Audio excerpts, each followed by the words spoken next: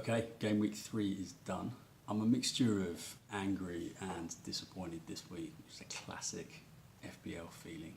We'll talk about game week 3 and why I'm such a bitter man this week, and then start answering the question, should you wildcard this week? I threatened to wildcard last week. I very nearly did it, but I actually have done it this week. And I'm going to talk you through the decision process, why I thought it was a good idea to do it this week, and what kind of things you could be looking out for or thinking about in case, playing a wildcard early like this is on your mind. Let's start with game week 3, kick it off with Wolves Man City. And I want to talk about VAR for a sec. I've always been quite against VAR in the Premier League. I think that the game should prioritise the fans that show up in the stadium, and VAR seems to be all about people watching on TV. And as someone that used to be a season ticket holder, I think it's important that you protect that kind of match day experience and the atmosphere and all of those things. And then Saturday rolled around and I'm taking FPL a little bit more seriously, and seeing Bolly score for Wolves like that with his hands just made me so mad. It took a clean sheet away from Mendy and from Bernardo Silva. And that draw has a big impact on the league. Liverpool already 2 points ahead as a result of that, and it just doesn't seem like it should be happening. I guess I'm somewhat angry about it now that I'm a serious kind of FPL manager. It's weird. I don't know how you guys feel about that. I'm sure you've all been in a situation before where you've had FPL points taken away from you for bad decisions like that, but it's frustrating when you put so much kind of thought and attention into the game and you're doing your best to get as many points as you can. I guess overall I am fairly happy with the way I read that game. I think Man City were a lot better than Wolves. You wouldn't believe it from some of the press coverage afterwards. I think it's amazing what a goal and kind of a result like a 1-1 will do to get everyone romancing about how well Wolves played. They weren't particularly good, and without that handball goal, but for a couple of missed chances, it could easily have been 3-0 to Man City. That said, in retrospect, perhaps it wasn't the best idea to captain Aguero last week. Put a little bit too much faith in Man City and probably did underestimate Wolves a little bit. So I'll try not to make that mistake in the future. It was another disappointing week in as much as both Aguero and Bernardo Silva didn't get any kind of goals or assists for me. I'm hoping they'll get that next week when they've got a much easier home fixture, but it is disappointing. And then also for Mendy to lose out on a clean sheet and also not pick up an assist. So those are my 3 key guys playing for City, and that very first game of the weekend sort of defined how the whole weekend was going to go for me. Arsenal 3, West Ham 1. This game was kind of strange. I think at the beginning West Ham were much the better team. Felipe Anderson looked good. Arnautovic looked fantastic. It looked like he hurt his knee though, and I think that he's going to potentially be out for a little while. Otherwise, he'd be someone I'd be kind of quite interested in signing. But once Arnautovic went off and Arsenal started to come back into the game, Arsenal started to look a little bit better, but I wouldn't say I'm still super excited about them. I was really hoping to sign Aubameyang for this week into game week 3, which is the beginning of Arsenal's easier fixtures, and he didn't really look particularly impressive. So I'm kind of glad in some ways that I didn't go for him. I do have Hector Bellerin though, who got 1 assist, and I can't believe he didn't get the assist for the second Arsenal goal, for Monreal's goal. It's crazy to me that it clips Iwobi and somehow Iwobi ends up with the assist. I was pretty mad about that. I'm going to go back and watch those how we do assist videos that come from official FPL, but if you're watching the game as a fan, you see that goal, it's absolutely clear that Bellerin's got the assist. Bournemouth 2, Everton 2. 2 good teams, 2 teams that are scoring goals and playing quite well. I guess the notable guys from an FPL point of view are Michael Keane, who scored but is obviously out injured now with a fractured skull and he could be out for a while. Theo Walcott did well again, got another goal. I'm very interested in signing him with some of Everton's fixtures coming up. And Josh King scored, I think it was a penalty, and Callum Wilson got 2 assists. I like Wilson. I think I'm going to be bringing him into my team. I think he's going to either score or assist in almost everything that the Bournemouth do. Huddersfield 0, Cardiff 0, who cares? Southampton 1, Leicester 2. Harry Maguire got a last minute winner in this. I kind of wrote him off at the beginning of the season because I don't think he's that great a defender, but he's obviously becoming more and more of a goal threat. He's very powerful in the air. So he's a player who's definitely coming back onto my watch list. I think Leicester overall are a pretty good team too. They've won a couple of games already this season. I think they had a tough start at Old Trafford. Although in retrospect, was that a tough game at all? It's interesting to see that James Maddison didn't seem to get as involved in this game as he has done in some of his previous games, but it kind of remains on my watch list. Liverpool 1, Brighton 0. I was obviously happy because I've got both Salah and Firmino. Firmino assisted for Salah's goal. This game did play out the way I thought it was going to. It was relatively tight. Brighton did a decent job of kind of holding Liverpool at bay. It's a shame that Brighton's new signing, Yves Bissouma, who looked like he had a pretty good game other than the mistake he made for their goal, just got caught napping, just got caught under a little bit of pressure, and that was the difference. That was the moment that allowed Salah to get in and to score so well into the far post. I guess the other story from this game is Andrew Robertson again getting a clean sheet and getting 3 bonus points. I mean, you have to have him at the moment. It's just one of those players that you just can't afford not to have. So we're talking about my wild card soon, but he's definitely one of the players that I'm going to be bringing into my team. Watford 2, Palace 1. Obviously, I'm not very happy with this result. It's another game where Will Zaha got fouled a lot, most notably by Etienne Capoue, who should have really been sent off for a really terrible tackle. It wasn't even a tackle, it was just a foul. He was nowhere near the ball and just malicious. I didn't think that Etienne Capoue was that type of player, but I don't know. There's no way to look at that and think of anything other than he's targeting a player and trying to hurt someone, which is pretty pathetic. And then Zaha kind of did what he often does, which is to retaliate and got himself a booking, which is frustrating. I mean, bookings, he only costs you a point, but it is frustrating. It's the second booking he's picked up in 3 games, and he has got a little bit of previous looking at that. And I love Wilf because I'm a Palace fan, but it would be nice to see if he can start to find a different way of dealing with the treatment he's getting, and also it would be nice to see if referees could protect him a little bit more. He's obviously getting targeted. You saw the same thing with the Newcastle game, which I'll come on to a sec, with Eden Hazard being treated terribly as well.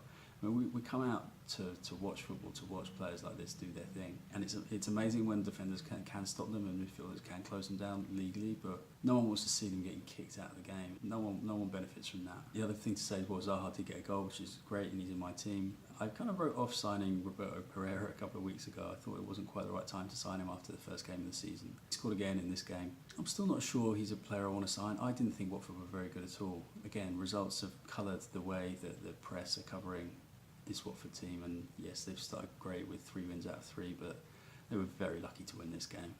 And I know I'm biased, but the winner was a mishit cross, and Joel Ward should have banged one in at the very end of the game for at least a draw for Palace. So I wouldn't get too carried away with Watford. I think they've also got some very difficult fixtures coming up now, so they'll be glad they put those 9 points, but I don't think I'm going to be investing in any of their players anytime soon. Fulham 4, Burnley 2. I guess this is the big headline maker here is Alexander Mitrovic. I've liked him since I saw him play in the first game of the season against Palace. He looks like the threat in that team. Everything is going to funnel through him. As I've said before, and I wasn't surprised at all to see him get a couple of goals at the weekend. I mean, not only that, he picked up an assist for one of Fulham's other goals and ended up with all 3 bonus points. Tarkowski scored again. I'd kind of dismissed him as being a Burnley defender in a team that would leak goals, and look, I was right this time. Burnley conceded 4 away at Fulham, but then he scored, so but he also got booked, which is another reason why I've kind of avoided playing him in the past, because I think he's a little bit reckless in the tackle. I just don't know what to make of Tarkowski. He may be a player that's worth picking up if you've got that kind of £5 million hole in your defence, if he's going to keep goal scoring like this. I mean, 2 in the first 3 is fantastic for a centre back. Newcastle 1, Chelsea 2. As I'm based over here in America, I should probably start with DeAndre Yedlin. He had a bit of a mixed game. Got an assist for Newcastle's goal, and then unfortunately was involved in scoring an own goal, which is how Chelsea got their winner. That's 3 wins out of 3 for Chelsea. They're looking good. Hazard's looking good. But the big story here is Marcus Alonso again with 2 assists. It's got to a point where Alonso is a must pick. He's incredibly expensive, but in some ways you can almost think of him as an attacker. The best attacker you'd pick for Chelsea. And this is kind of guiding the way I'm thinking about my wildcard. Looking at all of these, fullbacks especially, who are getting forward and scoring lots of points. They're playing in good teams, but they're not likely to get rotated in the same way a lot of the attacking players are. So in some ways you can kind of think about them as relatively consistent attackers as well as defenders. Thinking about players like Mendy and Robertson, Bellerin, Trippier, Alonso, they feel like kind of sure bets from an attacking point of view as well, which is kind of a strange thing. But feeling good about Chelsea, I'm going to find a way to kind of work more players into my team. I have had Jorginho in my team. I think he's going to be coming out. I was hopeful that he might play slightly more in an attacking sense, and at the moment he just seems to be sitting in midfield, passing the ball sideways 150 times a game, which is fine, but it's kind of weird. It's also kind of weird to see Kante attacking a little bit further forward. I don't know how that's going to work out across the season. But right now, I don't think Jorginho's doing enough to warrant a place in the team, even at 5 million and playing in a good team. I think there are some slightly better options out there, and I'm going to rebalance my team a little bit. So I'm going to be taking Jorginho out. And then finally, Man United 0, Spurs 3. I definitely didn't see this one coming. I thought that United were going to scratch out a 1-0 win, and it looked like it could have gone that way, for a period of time in this game. Spurs did really well. Congratulations to them. That's the first win I think they've had at Old Trafford for a very long time. 2 goals for Lucas Moura, who's a player I've been watching for a while and hadn't signed. I'm kind of frustrated about that. One of the reasons I didn't sign him because I thought they had this tough fixture at Old Trafford, and those guys have all proved me wrong. Harry Kane got a goal. I took him out of my team because I thought he wasn't going to get a goal at Old Trafford. So a bad weekend ended really badly with seeing a couple of those decisions kind of blow up in my face. A word here for Kieran Trippier too. I just mentioned him, but he's delivering the ball fantastically well from an attacking point of view, kind of picking up where he left off in the World Cup with England. He scored that great free kick the other weekend, and in a good Spurs team, he's going to be picking up clean sheets because that defence is killer. And Hugo Lloris is a great goalkeeper. Okay, let's have a little look at my team and how it did this week. Spoiler alert, I didn't do very well. Okay, I picked up 40 points in game week 3, which was below the average of 50. Really disappointing to be below average again for 2 weeks in a row. I'm clearly falling behind, and this is what's ringing the alarm bell and making me think that I need to activate my wildcard. Begovic just got 1 point, that's fine, you can live with that. Bellerin did okay, conceded a goal, got an assist. I think he's worth keeping around for a little while. He really could have had 2 or 3 assists, and that's what's making me feel optimistic about Bellerin going forward with Arsenal's easier fixtures coming up.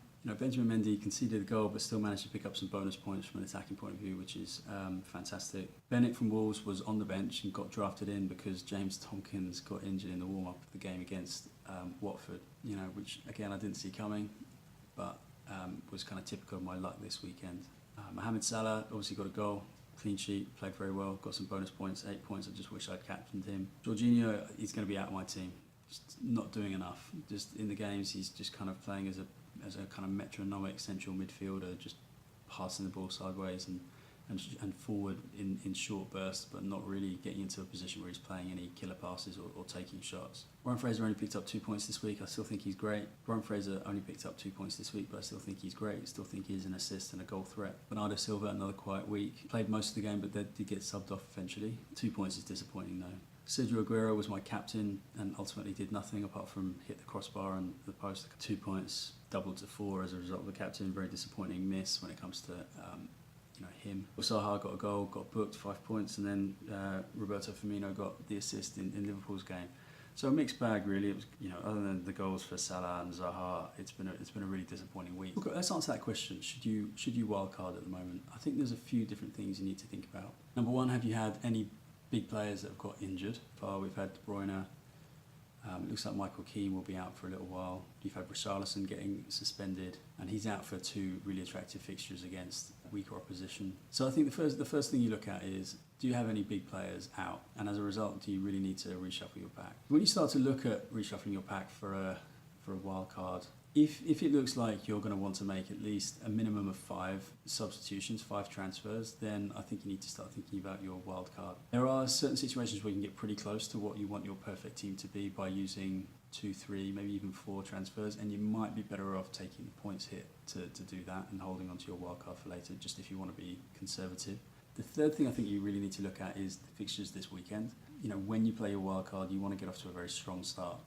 You want to be bringing in a bunch of players who are playing, attractive fixtures, preferably lots of players playing at home. And there are a few good fixtures this weekend that you can look at. Fourth, and this is one of the most important things, is have you got a base of strong attacking fullback defenders?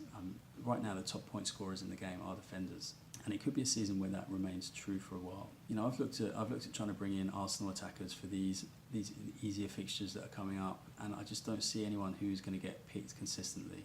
But what I do feel good about is having Hector Bellerin in as an attacker. He's obviously a fullback, and he's going to pick up clean sheets if Arsenal get them. But he's also putting himself in a great position to get assists. I think it's also true of Marcus Alonso. I think he's the Chelsea player to pick unless you have the money and the confidence in Eden Hazard.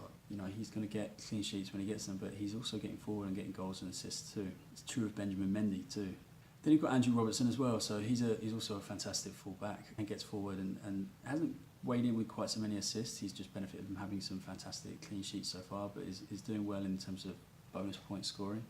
And then finally Kieran Trippier, who had a fantastic game against Man United last night. So if you don't have some of those guys in your team, I think now is the time to bring them in. I don't think it's worth waiting and missing out on further points from them. So that's a key thing to think about. I think if you've got those guys in your team already, or enough of those guys, and you feel happy with the balance of your team, then maybe you don't need to wildcard right now. But if you don't have them in, I would say go for it.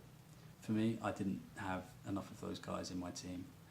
I think I'm going to try and get 4 of them into my team. You know, the fifth reason to think about wildcarding is, do you want to structurally change your team in the way that I kind of just pointed out? Maybe you don't believe in attacking fullbacks in the same way, but maybe you do think that actually, from a striker point of view, you're going to get more value by having 1 or 2 of the cheaper strikers in your team. There are definite reasons to think about signing players like Josh King, like Wilfried Zaha, Mitrovic, Callum Wilson, potentially even Danny Ings as well at Southampton. And what that can do is, if you know there's a guy like that playing every week and who's going to get involved in some goals, maybe that's preferable to having a striker who is very expensive but maybe isn't scoring quite so consistently and potentially could get rotated out of position. And I'm looking at you, Pierre-Emerick Aubameyang, when I'm thinking about that, because he's one of those players that looks like he's about to score a hatful of goals, but you just don't know whether Emery has kind of decided that he's going to play in a settled position in the middle, or whether he's going to continue to bring on Lacazette, or even start with Lacazette and push Aubameyang out to the left. I mean, that could be great news. It could mean that he scores even more goals than it looks like he's been